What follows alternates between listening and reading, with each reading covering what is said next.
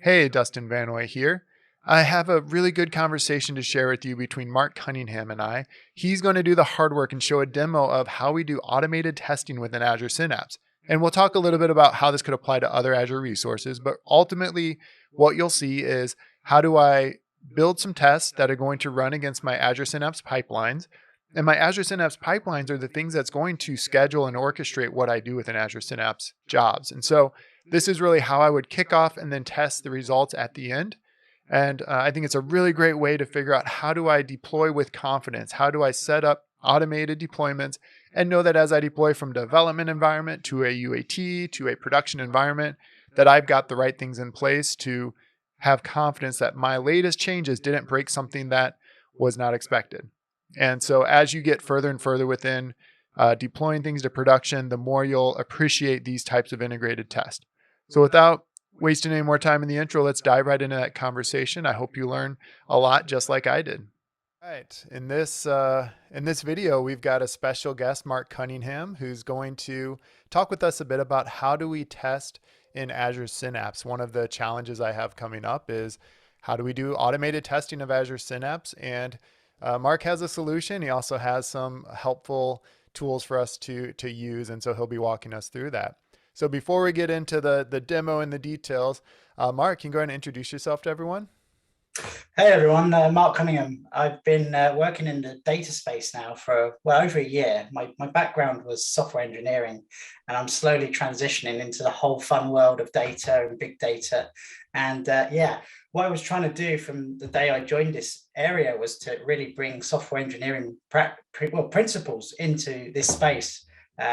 To basically improve the quality of delivery and ensure that things are done in a repeatable way.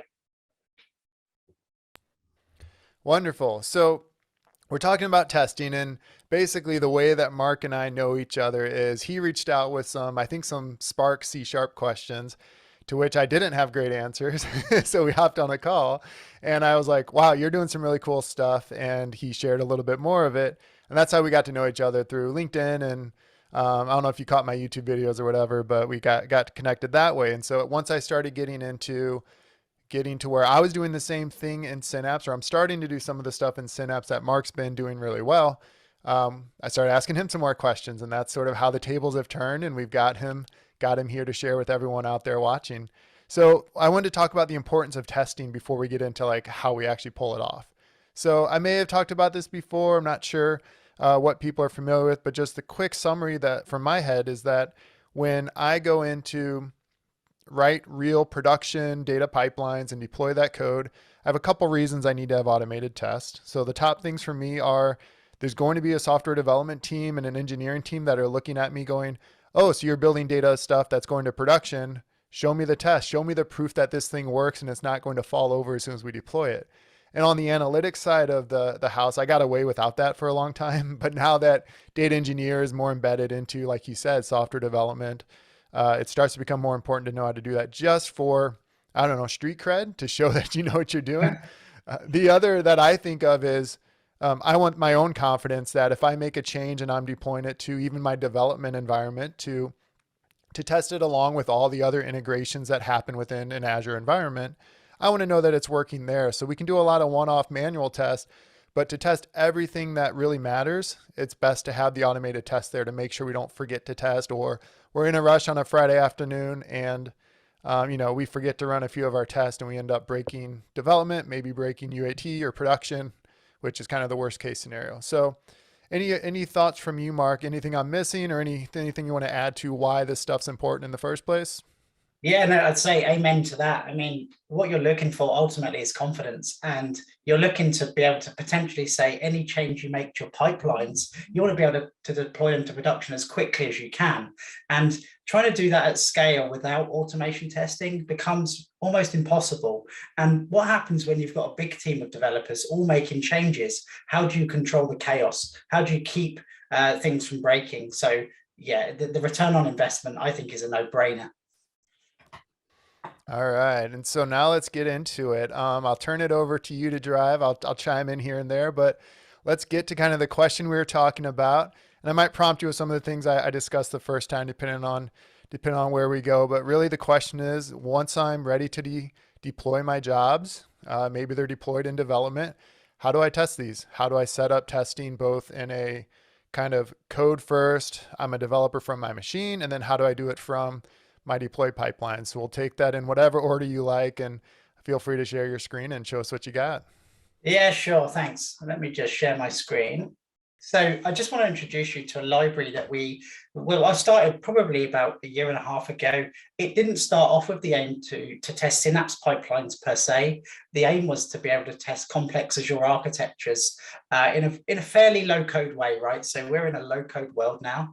And what we should be aiming to do is to leverage engines and libraries that really try to take the sting out of writing that from scratch, right? Because it's a complex thing to do.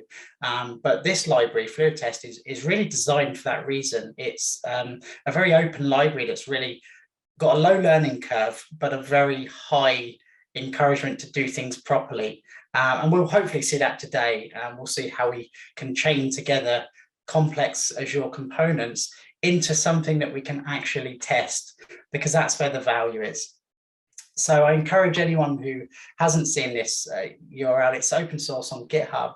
It is documented with a lot of examples. I've tried to explain all of the rationale behind the engine, and anyone who's interested in samples can actually come in here. And I did actually, for this particular demo, include the source code for the tests that we've written today. Okay, so you can follow this through and digest it. So that's really the starting point. And if you are consuming this from NuGet, it is public on NuGet. You can type in FluidTest and you will see there's a number of libraries. The ones we're going to use today is the core engine, as well as the Azure Synapse flavor, because that's what we're testing. And we're going to use a few methods from the Azure storage, because what we're doing today is we're going to be working with data lake, and data lake bindings are included inside this library. So hopefully that's making sense so far.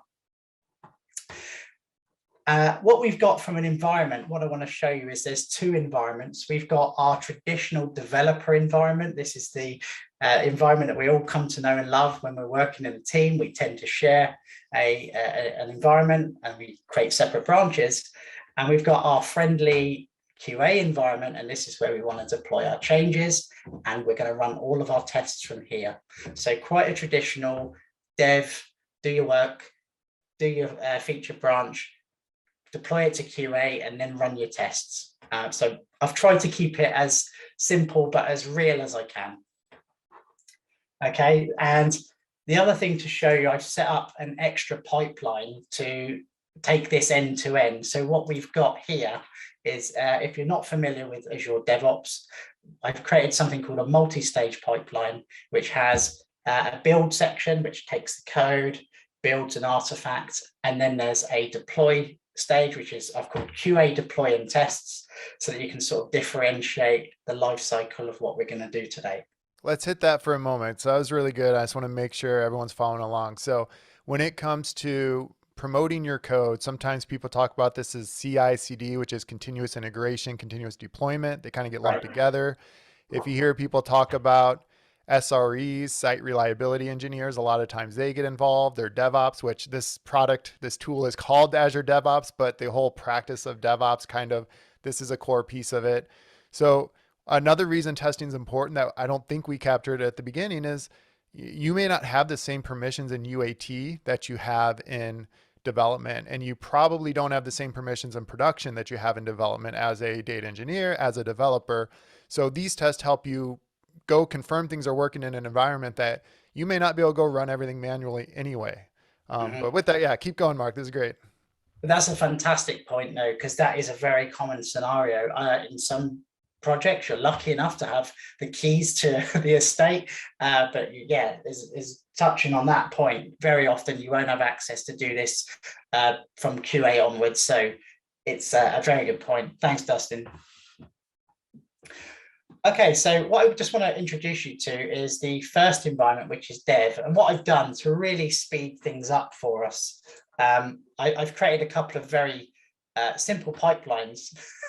Okay, and what we're going to do in today's example is we've got a scenario where we've got 3 pipelines that are all triggered from a file being dumped into a data lake folder.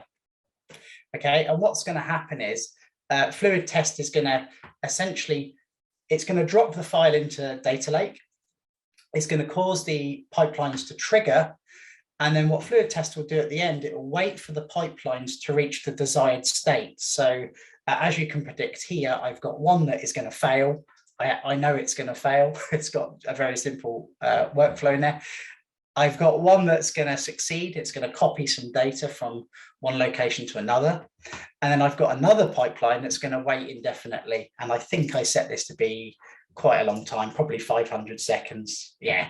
So what will that look like from a testing point of view? I can quickly show you very simply, and this is really the core of the engine, to show you that test. So let me just switch to my Workspace Publish branch. I put the tests in here to make it simple so we don't have too many repositories. So let me just show you this. Here is our pipeline test. So what we're going to do with just a few lines of code, essentially I've created this thing called a data-driven test. Now, if you haven't seen this before, I recommend you check out MS Test V2. This is a built-in feature. And what this allows you to do is write a test once and parameterize it with the data parts that changes. So essentially what I've got here is I've got the name of the pipeline, the file that I want to drop, and this is in source control, this file, I've said it's a copy out. I can maybe show you that. And then I have the folder where we're going to drop it to. So what we're saying here is we're going to drop a file called data.csv into a raw folder in our data lake. And we're going to expect for this particular pipeline for it to succeed. Very similar for the second one. This time we're going to have a wait pipeline, the same file, the same folder, but this time it should be in progress, and etc. etc. We're going to do one for failed. So what we can do, we've got a couple of options now. I think what I'll do to show you the real world, I'll mimic a change and we'll go through the pull request process to show you what a developer would have to do, because I think that's a real world scenario. So let me just create a new branch. We're going to call this feet. If anyone's new to source control, setting up your repository with Synapse Studio, the Synapse Workspace, that's what he's doing right here. So you can create branches on the fly from your workspace. And then I imagine you're about to create a PR from the UI as well, which takes you back into Azure DevOps. Yeah, absolutely. So exactly right. So I'm following the traditional best practice here is to, branch off of your source branch, make your change, reintegrate it back. So for this scenario, I'll try to keep the change as simple as I can. Guess how original I'm going to be. I'm going to just say this is now going to be 501 seconds because I just want to do an arbitrary change just to prove the point. So I'll just commit that. And what we'll now do is we'll create a pull request. And what we should see is just our one change. Perfect. It's gone from 500 to 501. Very original, I know, but just want to show the point. So, yeah. And if you were being a really good citizen developer, you'd link all your work items and any tags here, go through the PR process, which is designed to help quality. It's ensuring any bad code doesn't get too far down the cycle. So anyway, I'm gonna go and complete this. I'm gonna go and delete the branch that I was working on because I don't want anyone else to have to work on old code or something that's now been moved forward. So let's complete the merge. Okay, that's completed. Now what I'm going to do is go to the pipelines. I think that did, let's just double check that did finish. It looks like it finished. Yeah, just now, perfect. I should see a pipeline trigger. So you've got your pipelines to automatically trigger if a commit to that branch happens, right? If a merge to that branch happens. No, it was my bad. I forgot to publish. That's where it all kicks off. Apologies. Oh, okay. I was jumping ahead of myself there. So what we now do, we've now integrated back to the source branch. So what I now need to do is publish, and that will kick off the CI/CD process. Yeah. I was playing earlier with Power BI, so it has picked up another change that I was playing on, but you can ignore that. This is the one that we changed. Yeah, I was jumping a little bit ahead of myself there. And so this is the Workspace Publish is basically how you get your collaboration branch to be deployed. And so your triggers and things that you set up are going to run off of whatever's published. And Exactly. then this is just publishing it within the same Synapse workspace so that it's the latest code that's available for everyone. Exactly right. Cool. And what should happen is when you do the publish, for those of you that haven't done this before, it will generate the templates for Azure Synapse, and then it will bung that into a special branch called, you can typically rename it, but they usually call it Workspace Publish, or I think in Data Factory it's a similar name, unless they've changed it again. Okay. Let's just refresh, see if it's picked up. Here we go. Here's our publish. So I just had to refresh it to bring it to life. But yeah, what's happened is it's picked up the change. It's realized there's been a change to our publish branch. And if we open this up, here we go. Our stage has started. This will take a few minutes. It has to first build the template, get the artifacts, and basically push all the test code, all the tests that we've written into an artifact location. So this will just take a few moments. And so once the build is ready, FluidTest is controlling both kicking off the test and monitoring for what the result is, right? To compare to your expected result. Yeah, so the tests are kicked off from the Azure DevOps task. There's a test task, and that's using the built-in test runner. That's the great thing with FluidTest. It is designed to work with all test runners, whether it's MS test, NUnit, XUnit, etc. But yeah, that's a fairly standard thing in most builds that you see. In most test cases, they usually install the test runner, which is native to Azure DevOps now. And then the second part is running the actual tests and discovering them. And we'll get a nice report at the end. You'll be able to see the tests that have run, which is really nice.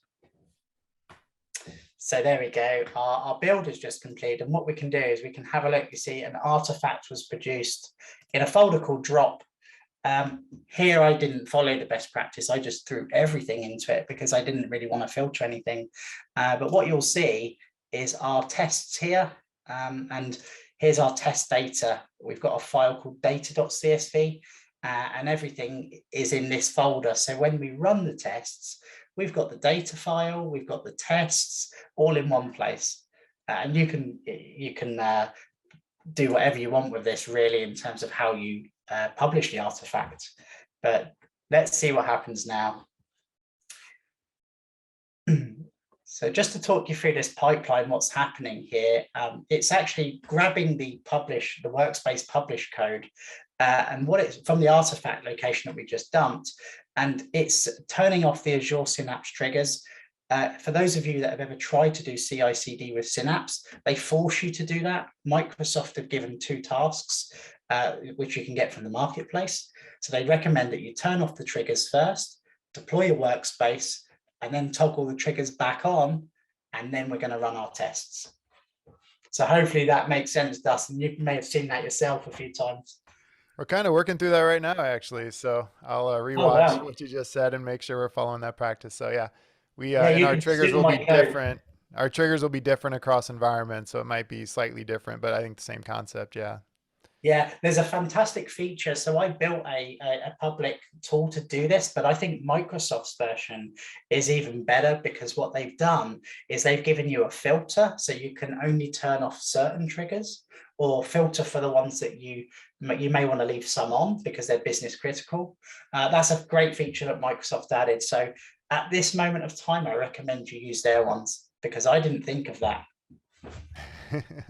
So it's nice when they do that. Sometimes you put all the work in for a custom version, and then they come in with a good one that's available. But exactly.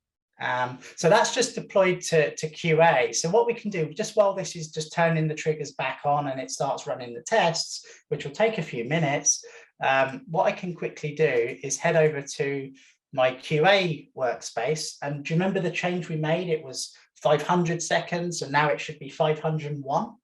I think that was the change we made, unless my memory has totally failed me. But let's have a look. Let's see. This should now be. Has it done it yet? Has it caught up with itself? Let's give it some time.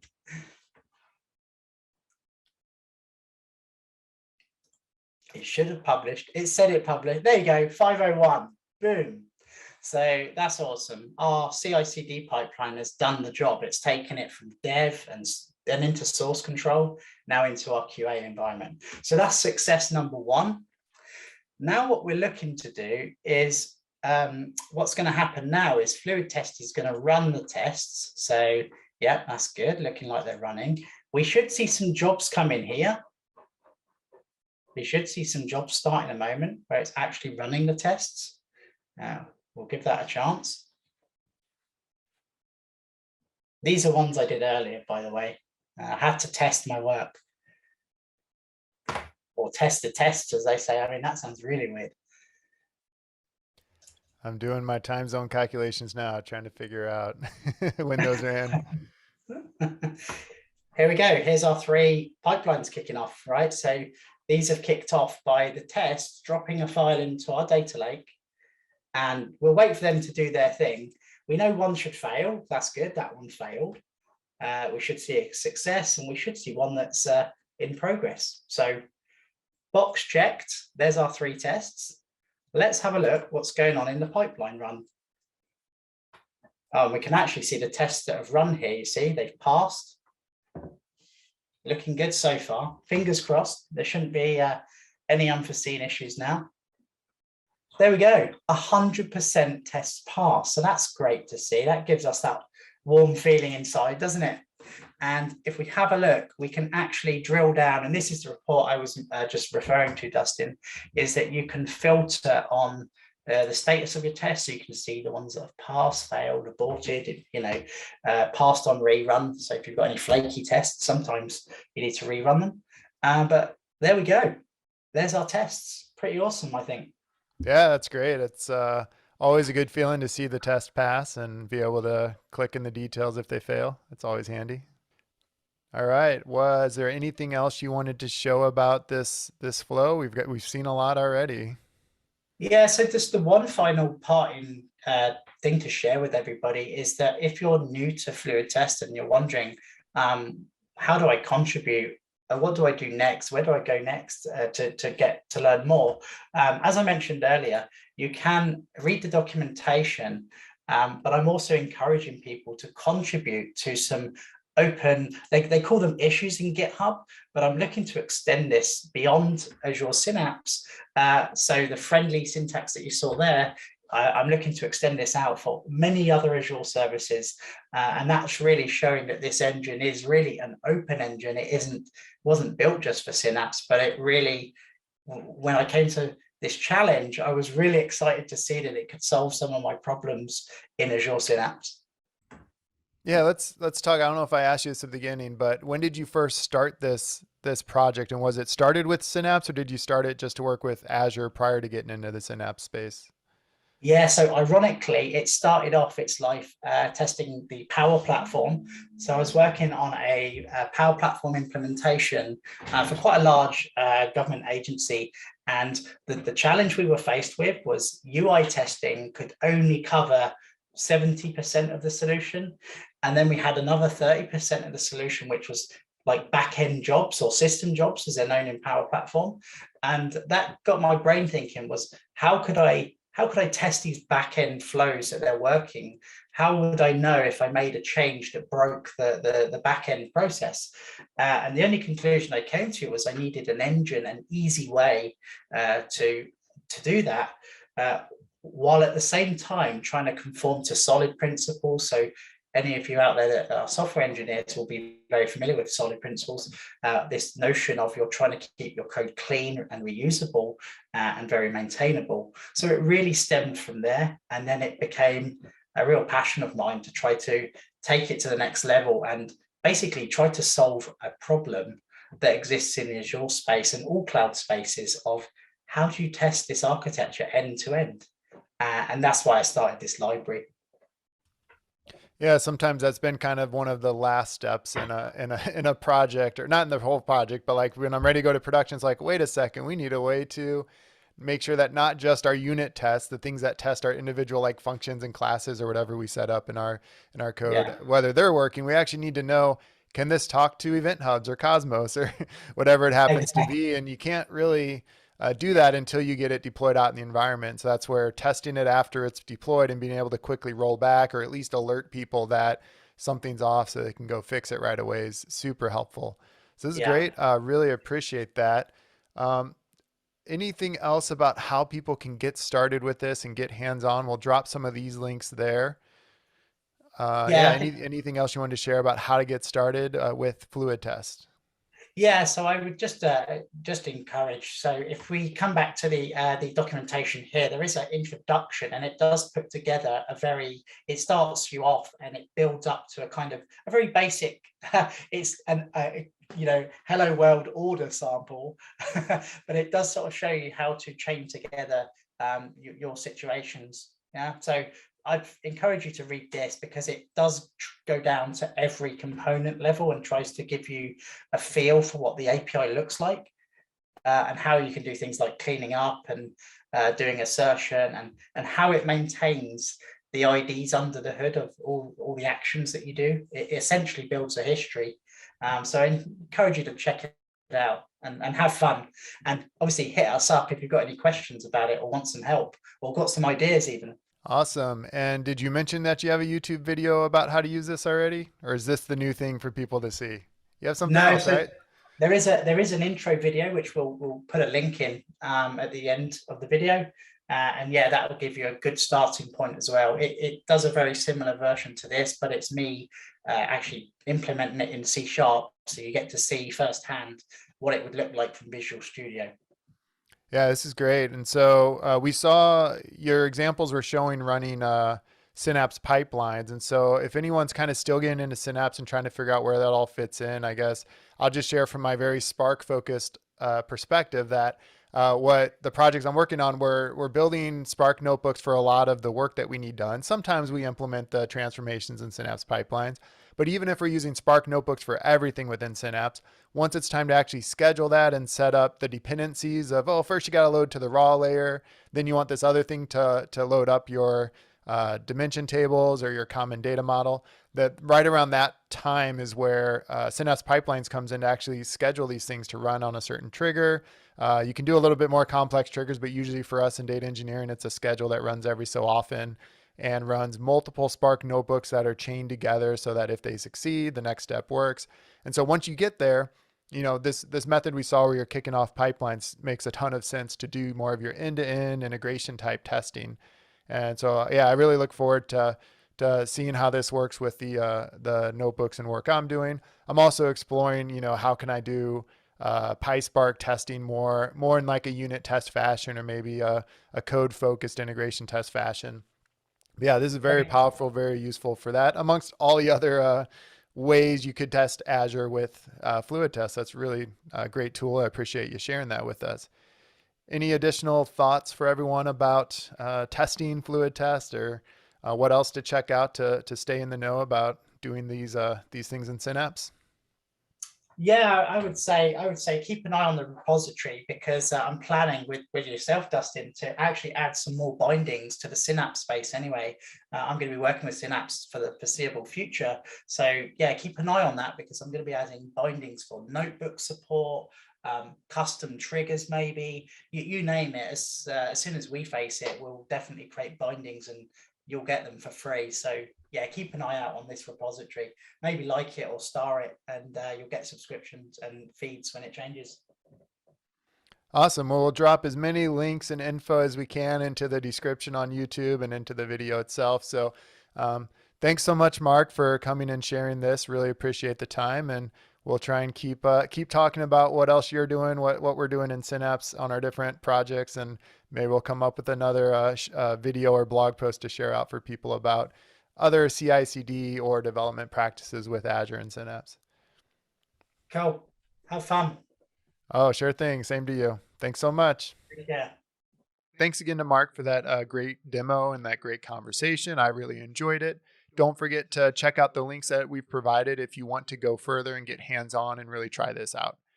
Automated testing is super important. I hope that you'll really consider it and dig in if you're not already doing it. And hopefully FluidTest is a way for you to easily get that implemented for Azure Synapse Pipelines, which is really how you're going to orchestrate and run things within Azure.